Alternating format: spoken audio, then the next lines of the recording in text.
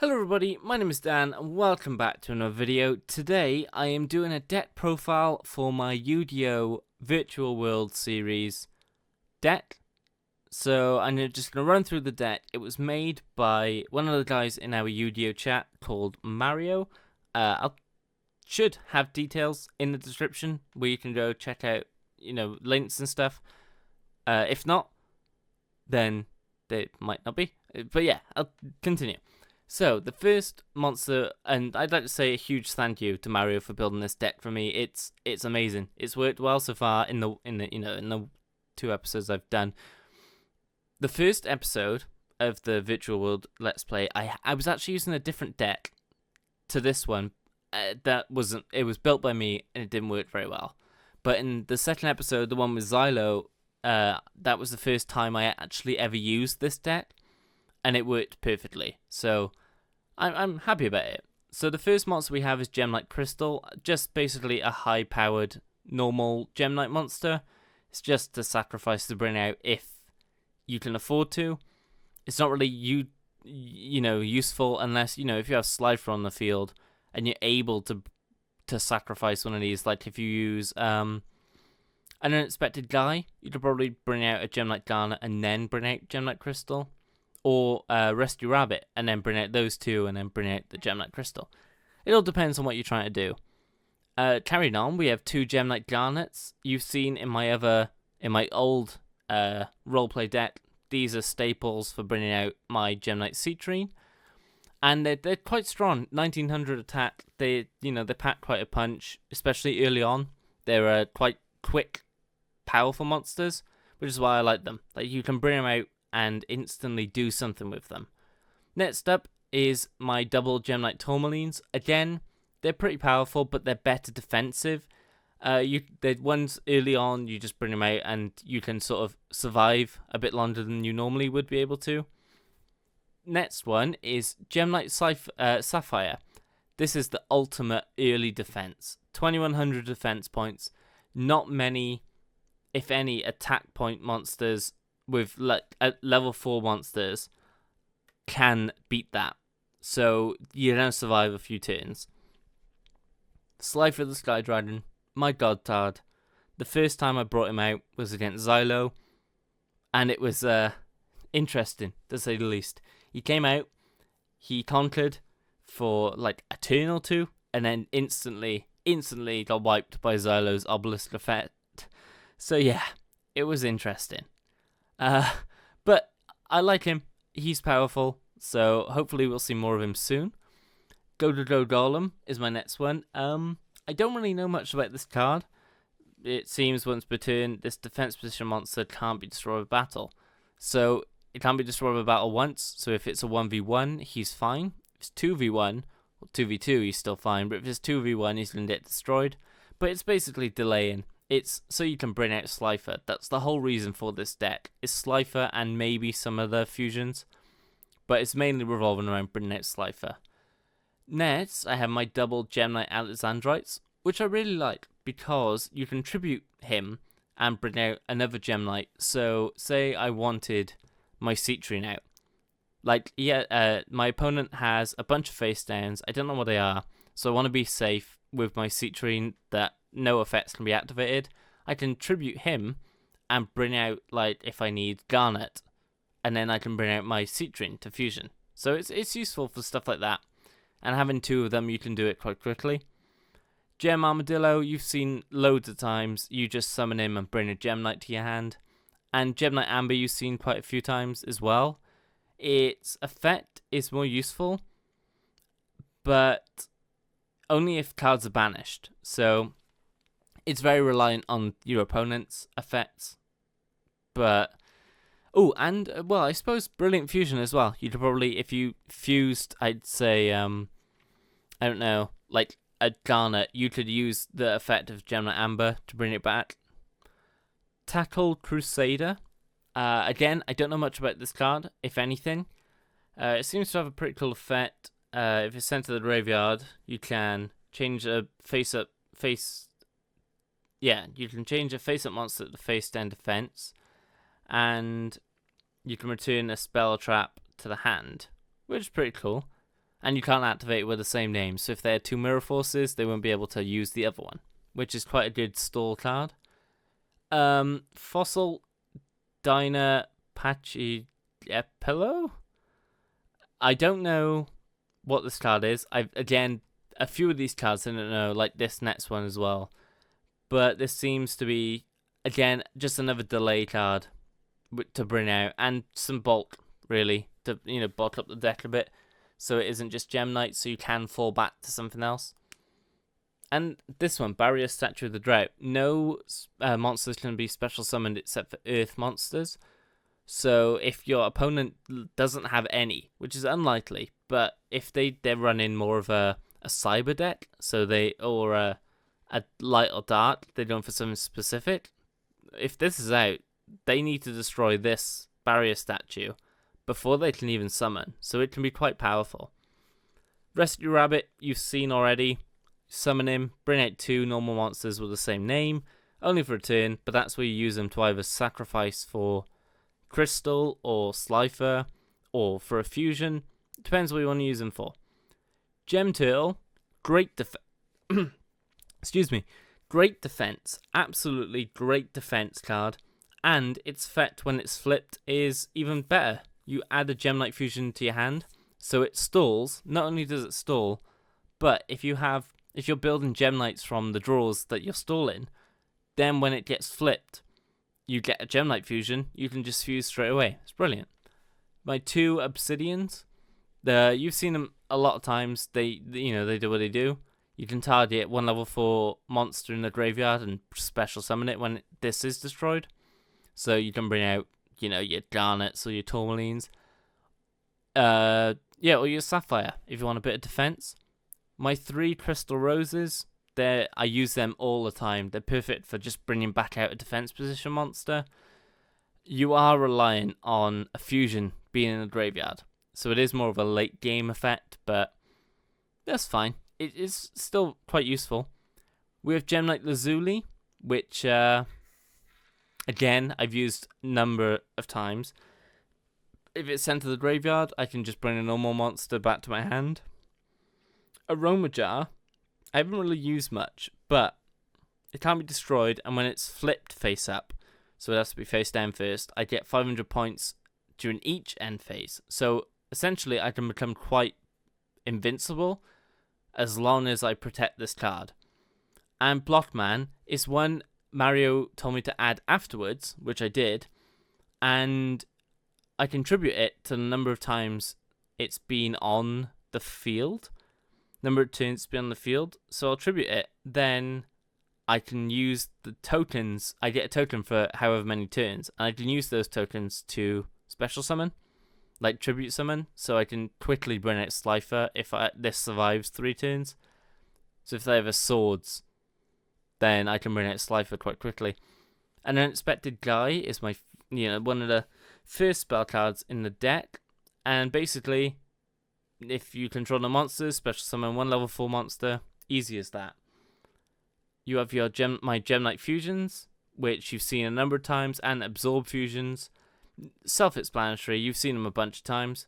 It's not really worth going over, but they Absorb fusions just add a Gem Knight to your hand, and then you can fusion summon, so it gives you that extra thing.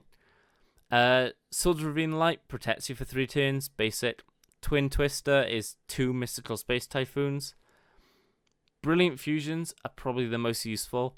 My combo is always Brilliant Fusion, Lady Brilliant Diamond, then bring out like a Master Diamond or a Citrine, something like that. Something just that simple. Burden of the Mighty reduces the attack of opponents by 100 points for every level on the card, so it can be super powerful, and it can cripple an opponent's deck. It can cripple them quite badly. Infinite cards, the greatest combo with Slifer, because Slifer's attack points and defense are reliant on how many cards in my hand. So infinite cards just gives me as many as I need to boost him as powerful as I possibly could. Supply Squad, once per turn, if a monster you control is destroyed by battle or card effect draw cards. So if you have 2 of these and infinite cards, Slifer is going to be pretty powerful. And Mind of the Bound Creator means that, actually, what does it do? Level 10 or higher monsters on the field cannot be targeted or destroyed by card effects. If a level 10 or higher monster on the field is destroyed by battle and sent to the graveyard, the player controlled destroyed monster takes 1000 damage. When this card is on the field, it's destroyed by a card effect. Okay, that's pretty cool. So, Divine Beast. So, I can bring this out before I even have Slifer. And when it gets destroyed, I can add Slifer to my hand. Or, when I summon Slifer, it'll protect it from card effects. But if it loses to a battle, then obviously that's where I get punished for it's protected me so much. You've lost to a battle, you're going to get punished. Next one is Brilliant Spark, which is another new card in the deck. So if it's a Gem Knight's destroyed, I can inflict damage to the opponent equal to the original attack, which is pretty cool. Bottomless Trap Hole is pretty simple, 1500 or more. You flip it up and it destroys that monster. Or banishes it, actually. Reckless Greed is an interesting one. So you can use it, draw 2 cards. It's basically Pot of Greed. But you have to skip your next 2 draw phases. It can be good, it can be bad. It depends on what your draws are. I would use this. I've used it early on. But I would think now I'd rather use it later on when I have infinite cards, so I don't have to worry. So like when I set up with Slifer, then I'd use Reckless Greed. Mirror Force, you flip it up, destroy all attack position monsters. Fairly simple. Priazine Fusion, I don't know what this is. Send from your hand or your side of the field to the graveyard the fusion material monsters that are listed on a Gem Knight Fusion monster card. Then special summon that fusion monster from your extra deck. Oh, okay. That's pretty cool. Trap Stun just destroys or negates the effects of all traps. Judgment Scales. This is cool. So if the opponent controls more cards than I do in my hand and on the field, then I can draw extra to whatever the difference is. So if they have a full field, so that would be 10 and 3 in the hand. So if they have 13, and I had 2 in my hand and 3 on the field, I would draw 7, 8. I draw 8 cards. So infinite cards, Slifer, and that is quite good. Fragment Fusion, banish from your graveyard, and I can fusion that, which is pretty cool. Scrap Iron Scarecrow just negates attacks and doesn't get destroyed when it's used. Metal Reflect Slime is basically a trap card that can be a monster. Nightmare Wheel is cool because if they have a monster they don't want to get rid of, you attach that to it and they lose 500 life points every turn, which is cool. So if they bring out their massive monster, you just equip a Nightmare Wheel to it, and as long as the Nightmare Wheel's there, they don't destroy it. They can't attack, can't change position, and they lose 500 life points each standby phase. So it's an OP card, but it's worth having. Negate Attack does what it says, just negates attack. And Solemn Warning, I don't really use that much. I don't know if it's worth me keeping in there, but we'll see. I'll see if I use it. It's good just to put down just in case, but I haven't used it yet, I don't think. So, onto the fusions and Etsy's, or XYZ's, I don't know how to pronounce it. Let's go with Etsy's, that works. So we have our Gem Knight Lady Brilliant Diamond. You've seen all of these fusions before, maybe Lapis Lazuli and Topaz you haven't seen too much. So I'll quickly run through these, and then I'll go to the ones I don't use as often. So Lady Brilliant Diamond, you sacrifice your Gem Knight to bring out a fusion Gem Knight, so it's pretty cool. Master Diamond gets attack points for each Gem Knight in the graveyard, so 100 for each, so that's why you can get so powerful. Gem Knight Zirconia is just the brute force fusion, 2900 attack, 2500 defense. Prism Aura, you can destroy one face-up card on the field as long as I send one Gem Knight card from my hand to the graveyard. So Gem Knight Fusion is good for that, because it counts as a Gem Knight card, because it has Gem Knight in the name. So you send that to the graveyard, use Prism's effect, then bring it back to your hand. It's a bit cheaty, but it works. Gem Knight Citrine, my favourite of all my Gem Knights. Gem Knight Citrine is my favourite, hands down, Gem Knight, and it'll never change.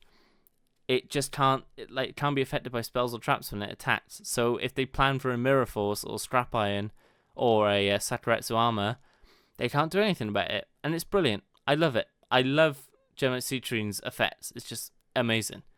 Gem Knight Ruby just does piercing damage to defense position monsters. Now, 2 Gem Knight Topazes. It can attack twice, and when it destroys a monster, it inflicts the damage of the attack to the opponent, which is pretty cool. I don't actually know that, but it's weak, so it can't really destroy much unless you power it up. And Lady Lapis Lazuli, what do you do? You can send 1 Gem Knight monster. Oh yeah, you inflict 500 damage. So it's useful, but not really. It's quite powerful though, 2400 attack. Now, my Etsy's. I have Karen Gordon, Anti-Luminescent Knight. So, during either player's turn, when another card or effect is activated, that targets exactly 1 card on the field. You can detach 1 Etsy and target another card on the field. Okay, pretty interesting. Quite powerful as well, 2400, and you only need 2 level 4s. So Rescue Rabbit, then you can Synchro to bring out that, which is quite the powerhouse, really.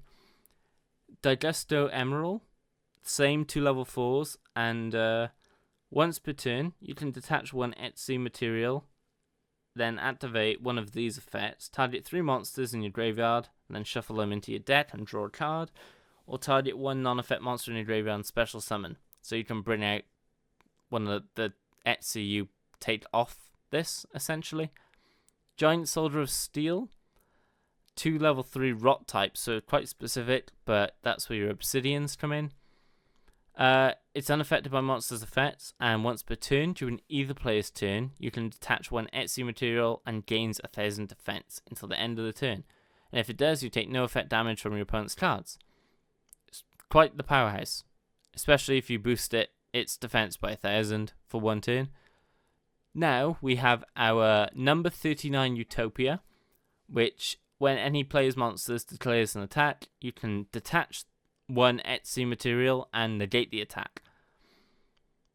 But when it has no Etsy's, it's destroyed if it's targeted immediately. So I think the attack just goes straight through to my life points. So it's whether you want to risk doing that or not.